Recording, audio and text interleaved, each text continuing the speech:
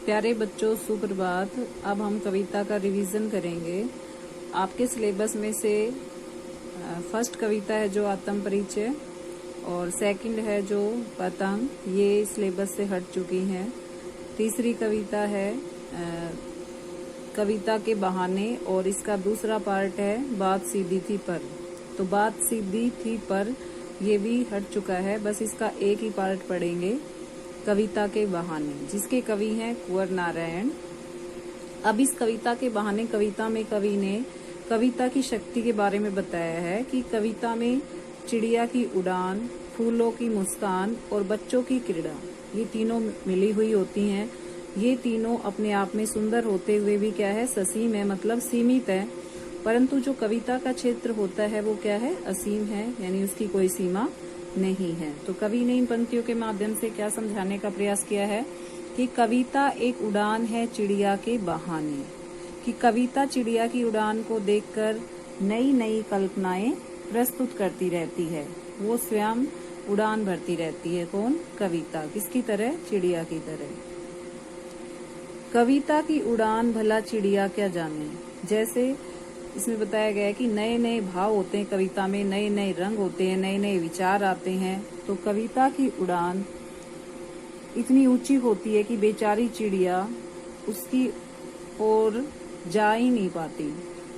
कविता का विस्तार चिड़िया की समझ से क्या है, बाहर है। बाहर भीतर इस घर उस घर, कविता के पंख लगा उड़ने के माने, चिड़िया क्या जाने। कविता न केवल घर के भीतर होने वाली गतिविधियों पर लिखी जाती है, बल्कि घर के बाहर संसार की बातों को भी व्यक्त करती है। वह कभी इस घर के बारे में लिखती है तो कभी उस घर के बारे में लिखती है। कहने का भाव क्या है कि कविता में हर घर की कहानी छिपी होती है। कविता किस प्रकार कल्पना के पंख लगाकर सब जगह घूमती रहती है। ये बेचारी उस चिड़िया, कविता के पंख लगा उड़ने के माने, यानी कविता किस प्रकार कल्पना के पंख लगाकर सब जगह घूम जाती है।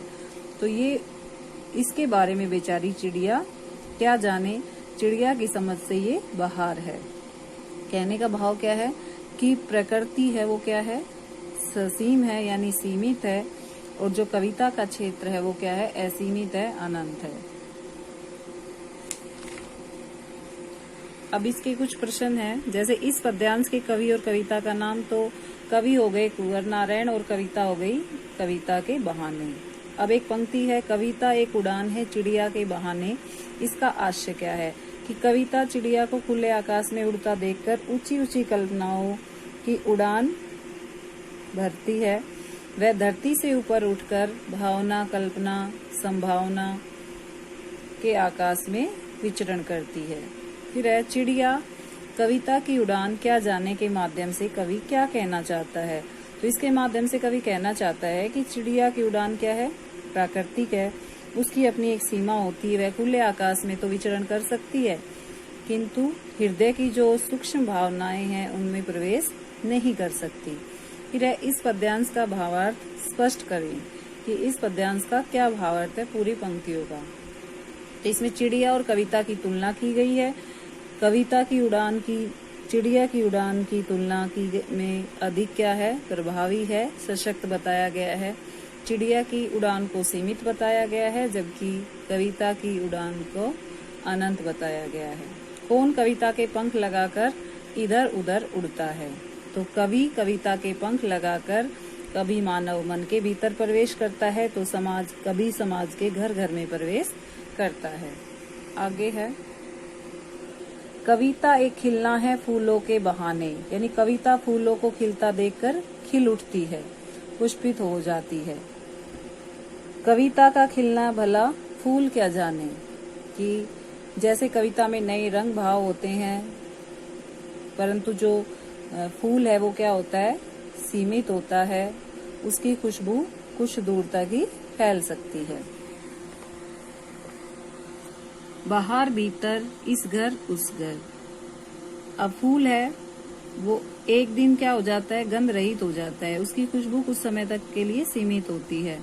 लेकिन कविता है वो बिना मुरझाए क्या करती रहती है, महकती रहती है। वह बाहर भीतर, यानी घर के भीतर बाहर इस घर उस घर, इस घर पर, दूसरे घर पर, किसी अन्य घर पर अपने भावों की सुगंध बिखेरती रहती है और बिना मुरझाए महकने के माने फूल क्या जाने। इस प्रकार बेचारा फूल कुछ नहीं जान पाता कि वो तो बस सुगंध से भरना और एक दिन झड़ जाना है, इतना ही जानता है।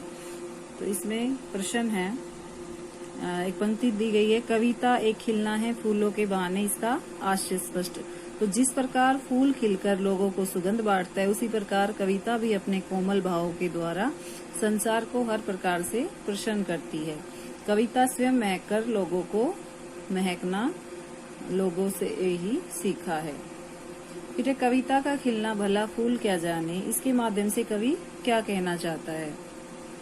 तो कवि फूल की सीमा बताते हुए कहता है कि फूल स्वयं तो खिलता है, किंतु कविता के मर्म से वो अपरिचित है। कविता फूल से भी अधिक मूल्यवान होती है।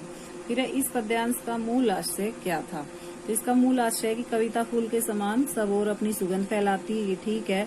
वह मानव मन के भीतर और बाहरी संसार दोनों को सुगंधित करती रहती है। इसकी तुलना में प्राकृतिक फूल क्या है, सीमित है, वे कविता के समान व्यापक नहीं है। बिना मुरझाए बाहर भीतर कौन महकता है।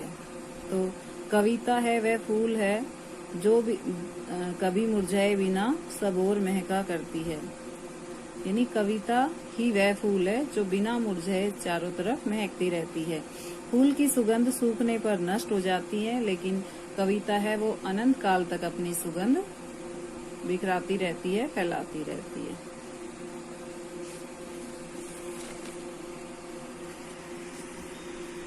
कविता एक खेल है बच्चों के बहाने, बाहर भीतर, इस घर उस घर, सब घर एक कर देने के माने बच्चा ही जाने। कविता भी बच्चों के खेल के द्वारा कवि शब्द क्रीड़ा करता है। जैसे बच्चे खेलते हैं वैसे ही कवि के शब्दों का भी खेल होता है। वह शब्दों के भावों को, विचारों को नए नए खेल खेलता रहता है, शब्दों से, भावों से, विचारों से। तो जिस प्रकार बच्चे खेल खेलते हुए कभी इस घर जाते हैं, कभी बाहर भागते हैं, कभी उस घर जाते हैं, सभी घरों में समान रूप से खेलते फिरते हैं, उसी प्रकार यानी जो बच्चों के मन में क्या रहता है, अपने पराये का कोई भेदभाव नहीं रहता। वो खेल खेल में सभी को अपना बना लेते हैं।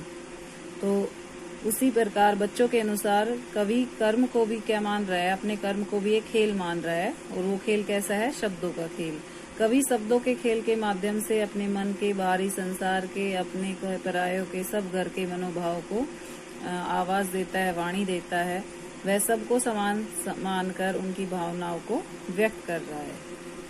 तो कविता को खेल क्यों कहा गया है कि जिस प्रकार जो बच्चे हैं जो मनोरंजन और आत्म अभिव्यक्ति के लिए खेलते हैं, खेल के पीछे उनका कोई गंभीर उद्देश्य नहीं होता, उसी प्रकार जो कविता रचना भी कवि के लिए क्या है, खेल है, एक लीला है। बच्चों के खेलों और कविता के रचने में क्या समानता बताई गई है। तो बच्चों का खेल और कविता रचने में प्रमुख भाव क्या है, ये दोनों ही क्या है, कर्म निरुद्देश्य आनंद की प्रेरणा से किए जाते हैं। मतलब इन दोनों का ही कोई उद्देश्य नहीं होता, बिना उद्देश्य के ही ये किए जाते हैं। फिर बच्चा खेल खेल में कौन सा महत्वपूर्ण काम कर लेता है। बच्चा खेल खेल में अपने पराये के भेद को समाप्त कर देता है। वो आस पड़ोस में समान भाव से खेल खेलता है। इस पद्यांश का संदेश क्या है।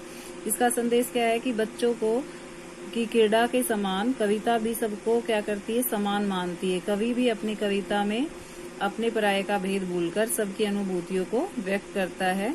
उसका दायरा क्या होता है, बहुत ही विस्तृत होता है।